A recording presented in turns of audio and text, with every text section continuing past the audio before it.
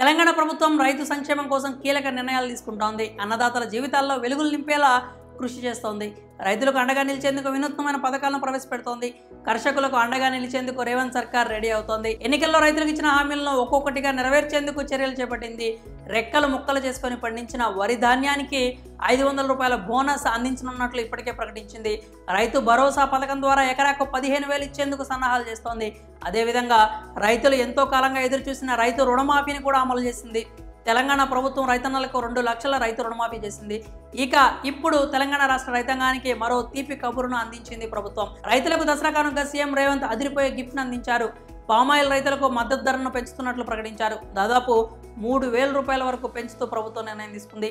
రేవంత్ సర్కార్ నిర్ణయంతో పామాయిల్ రైతుల కుటుంబాల్లో దసరా పండుగ సంబరాలు ముందుగానే ప్రారంభమయ్యాయి. పామాయిల్ గెలల ధరను 17,043 రూపాయలకు పెంచుతూ నిర్ణయం తీసుకుంది. ఈ మేరకు వ్యవసాయ శాఖ మంత్రి తుమ్మల నాగేశ్వరరావు ప్రకటన చేశారు.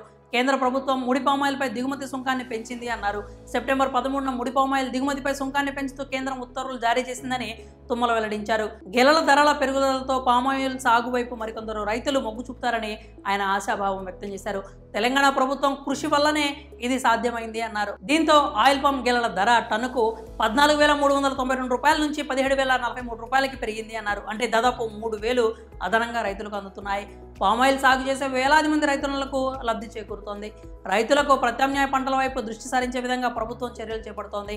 పామాయిల్ సాగును ప్రోత్సహిస్తోంది. ఆయిల్ పామ్ రైతులకు సబ్సిడీ రుణాలు, వ్యవసాయ పరికరాలను సమకూరుస్తూ అండగా నిలుస్తోంది. వ్యవసాయం దండగ కాదు పండగ అనేలా రేవంత్ ప్రభుత్వం అన్నదాతల సంక్షేమానికి కృషి చేస్తోంది.